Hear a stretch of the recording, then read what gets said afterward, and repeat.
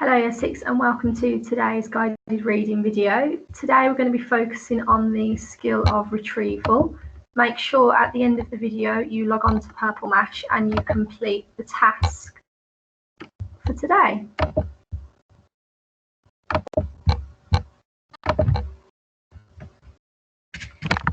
Lunch.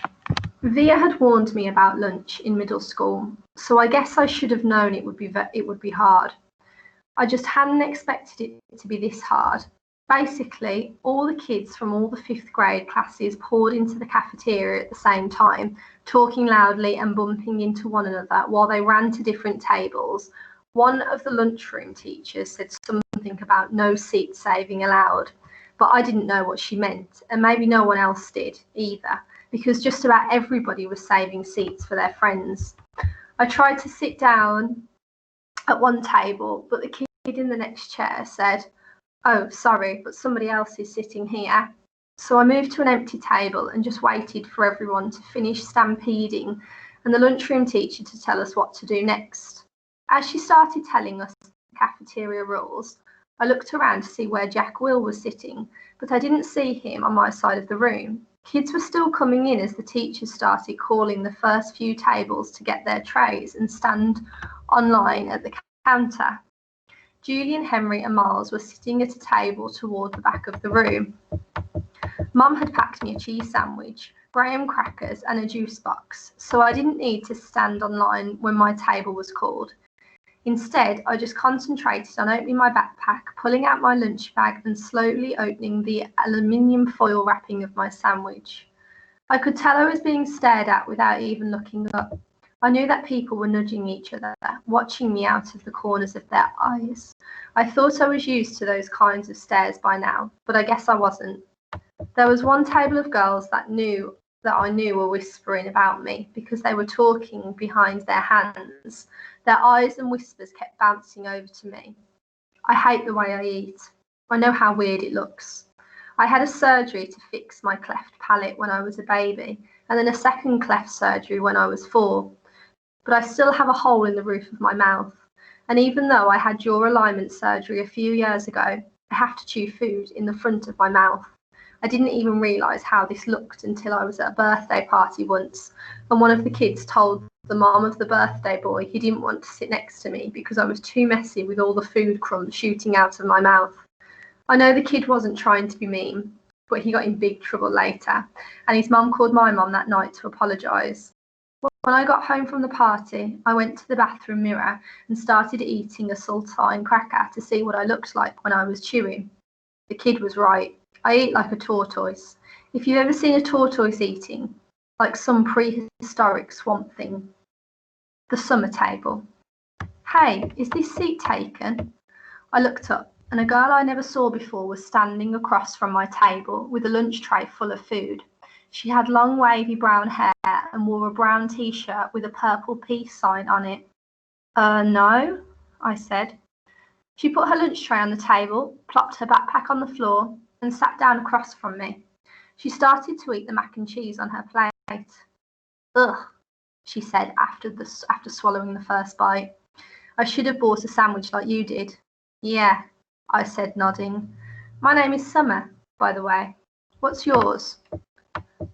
"August." "Cool," she said. "Summer," another girl came over to the table carrying a tray. "Why are you sitting here? Come back to the table." "It was too crowded," Summer answered her. "Come sit here. There's more room." The other girl looked confused for a second. I realised she'd been one of the girls I'd caught looking at me just a few minutes earlier, hand cupped over her mouth, whispering. I guess Summer had been one of the girls at that table too. "Never mind," said the girl, leaving. Summer looked at me, shrugged, smiled, and took another bite of her mac and cheese. "Hey, our names kind of match," she said as she chewed. I guess she could tell I didn't know what she meant. "Summer? August?" she said, smiling, her eyes open wide as she waited for me to get it. "Oh yeah," I said after a second. "We can make this the summer only lunch table," she said. "Only kids with summer names can sit here. Let's see, is there anyone here named June or July?" There's a May, I said. Technically May is spring, Summer answered, but if she wanted to sit here, we could make an exception.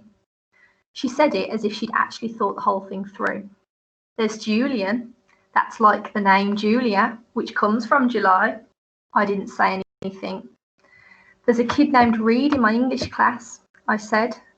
Yeah, I know Reed, but how is Reed a summer name? She asked. I don't know, I shrugged. I just picture, like, a reed of grass being a summer thing. Yeah, okay, she nodded, pulling out her notebook. And Miss Potosa could sit here too.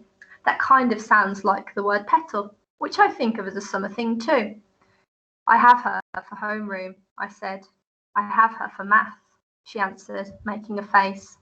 She started writing the lists of names on the second to last page of her notebook. So who else? She said. By the end of lunch, we had come up with a whole list of names of kids and teachers who could sit at our table if they wanted. Most of the names weren't actually summer names, but they were names that had some kind of connection to summer. I even found a way of making Jack Will's name work by pointing out that you could turn his name into a sentence about summer, like, Jack, will you go to the beach? Which Summer agreed worked fine.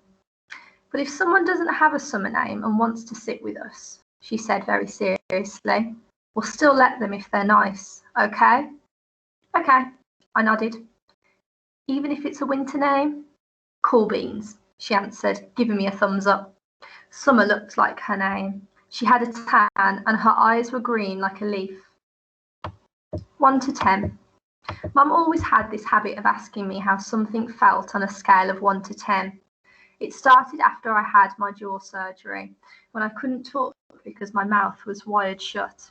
They had taken a piece of bone from my hip bone to insert into my chin to make it look more normal, so I was hurting in a lot of different places. Mum would point to one of my bandages and I would hold up my fingers to show her how much it was hurting. 1 meant a little bit, 10 meant so much. Then she would tell the doctor when he made his rounds what needed adjusting or things like that. Mum got very good at reading my mind sometimes. After that, we got into the habit of doing the 1 to 10 scale for anything that hurt. Like if I just had a plain old sore throat, she'd ask 1 to 10, and I'd say 3, or whatever it was. When school was over, I went outside to meet Mum, who was waiting for me at the front entrance like all the other parents or babysitters. The first thing she said after hugging me was, so how was it? 1 to 10? 5, I said, shrugging, which I could tell totally surprised her. Wow, she said quietly, that's even better than I hoped for. Are we picking Via up? Miranda's mother is picking her up today. Do you want me to carry your backpack, sweetness? We had started walking through the crowd of kids and parents, most of whom were noticing me, secretly pointing me out to each other. I'm fine, I said. It looks too heavy, Oggy. She started to take it from me. Mum, I said, pulling my backpack away from her. I walked in front of her through the crowd. See you tomorrow, August. It was Summer. She was walking in the opposite direction. Bye, Summer, I said, waving at her. As soon as we crossed the street and were away from the crowd, Mum said, who was that, Oggy? Summer.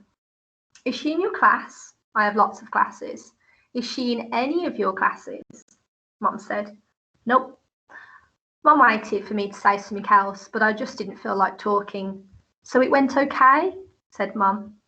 I could tell she had a million questions she wanted to ask me. Everyone was nice. Did you like your teachers? Yeah. How about those kids you met last week? Were they nice? Fine. Jack hung out with me a lot. That's so great, sweetie. What about that boy Julian? I thought about that Darth Sidious comment. By now it felt like that had happened 100 years ago. He was okay, I said. And the blonde girl, what was her name? Charlotte, Mum. I said everyone was nice already. Okay, Mum answered. I honestly don't know why I was kind of mad at Mum, but I was. We crossed Amsfort Avenue and she didn't say anything else until we turned onto our block.